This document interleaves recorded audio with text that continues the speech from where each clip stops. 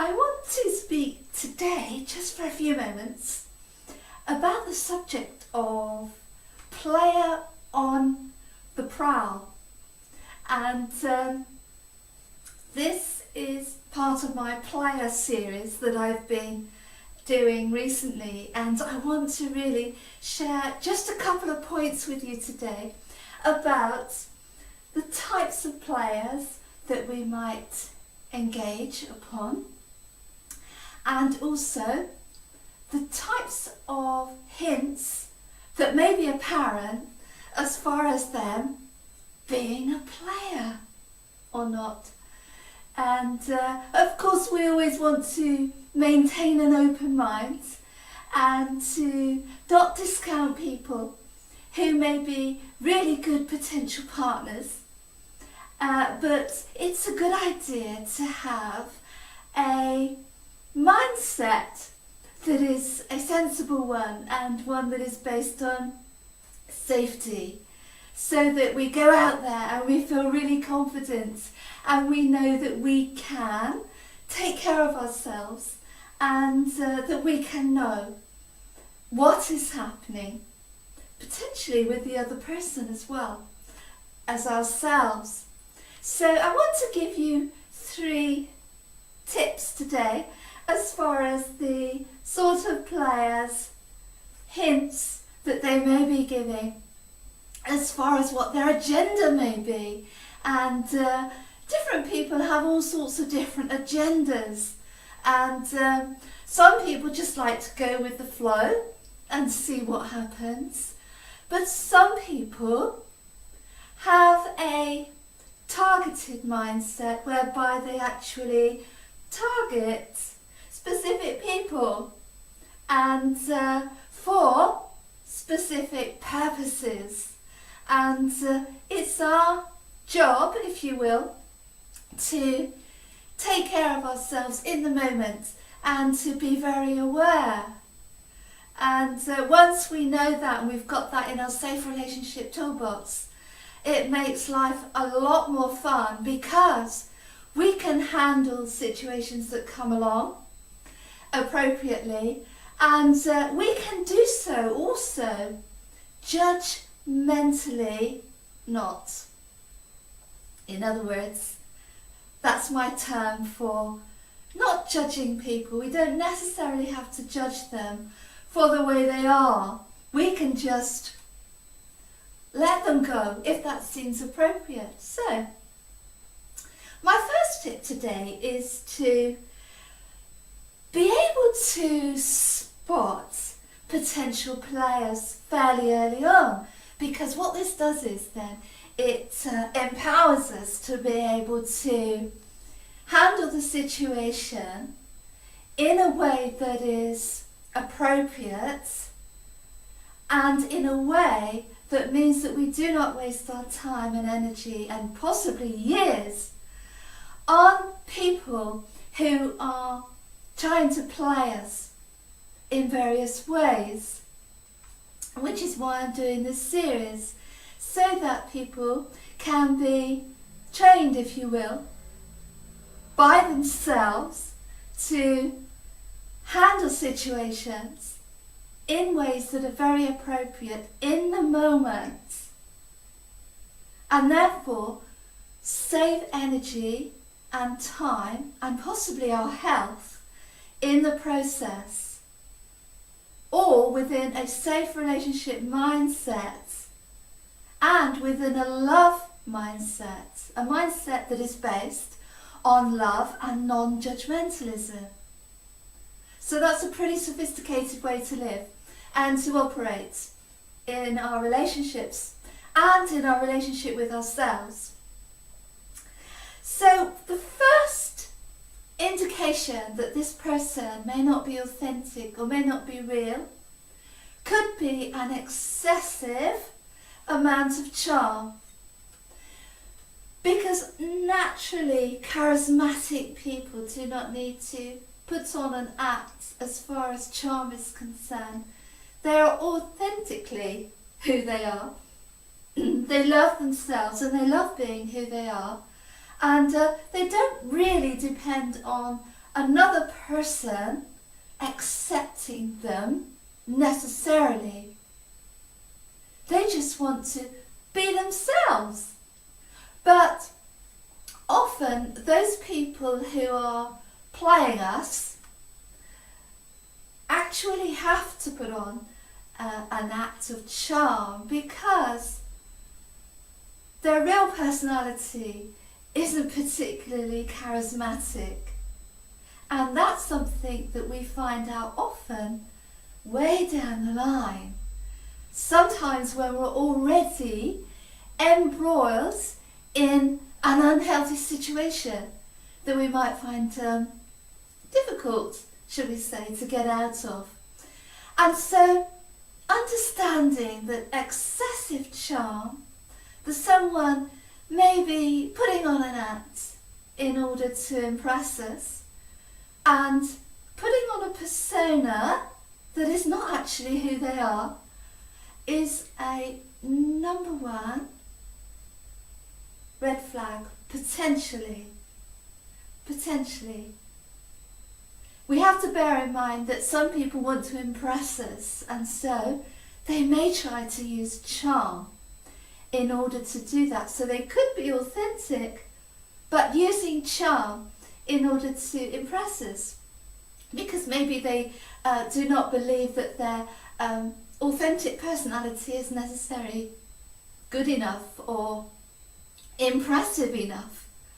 And but people who are really, really comfortable with themselves just go out there and they just have a good time and accept me as I am, sort of thing. And but those who are potentially wanting to play us somewhere down the line will often present a persona that is near on perfect, and often they will offer the very thing that we really want and have been looking for, and they know generally what that is by reading us.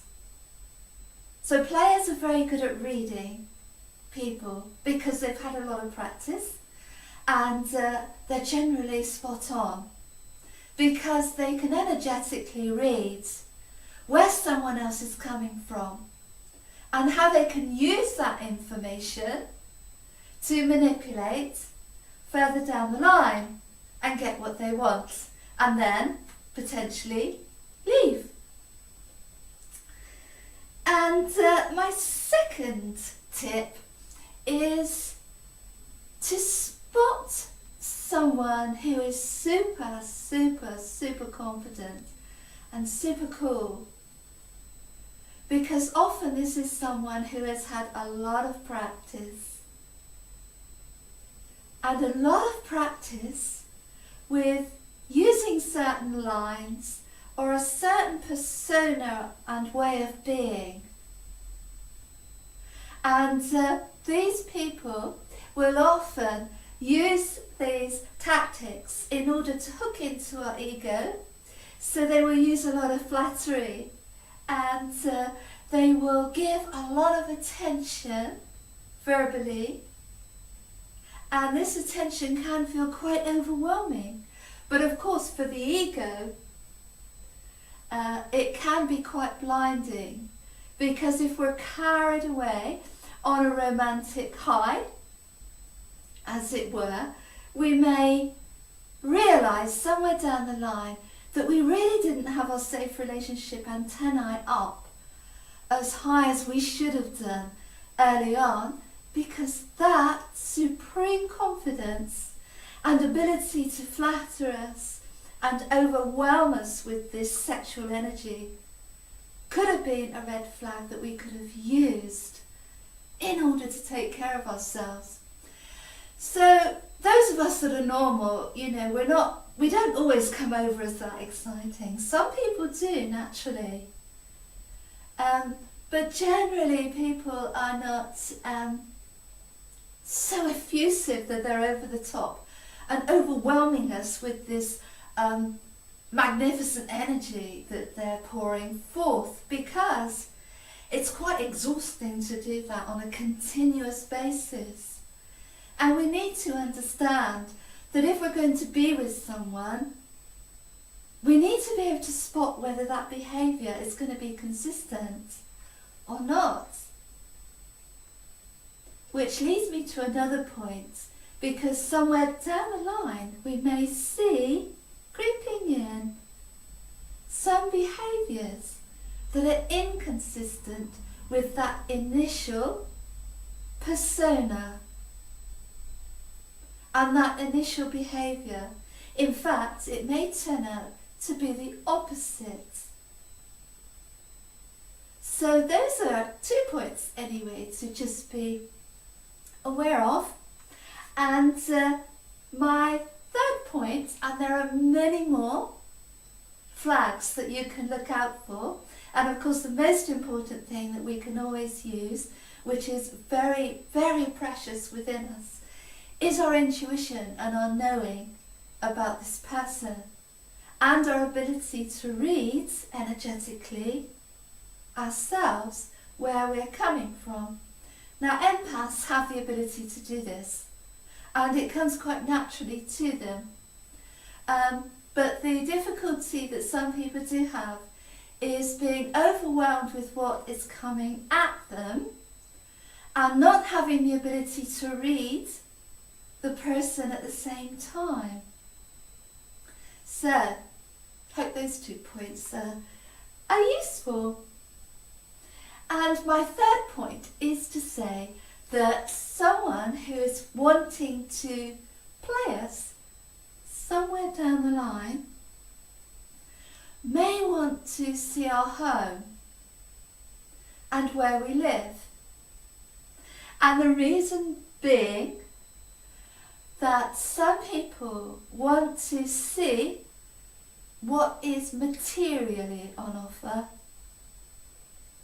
and looking at our home and where we live is a pretty good way to gauge whether this person is potentially quite materially well off, which could determine their decision regarding a relationship with you further down the line. And this sounds weird, I know, but sometimes people will often look around your home quite obviously with a view to sizing you up and seeing where your vulnerabilities lie and where your potential benefits lie as far as materialism is concerned, so that when they weigh up the potential of a relationship and going forward, they will bear all this in mind if they are looking to play us further down the line. So, as far as players in general are concerned, it's quite useful not to become too wary and too frightened to go out there and enjoy ourselves.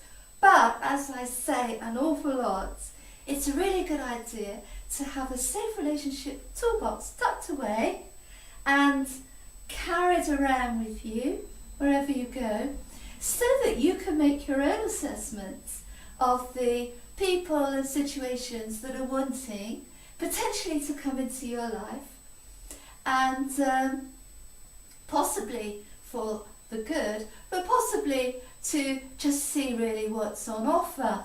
So, I hope that's of help, and as always, stay safe and very happy. Bye bye.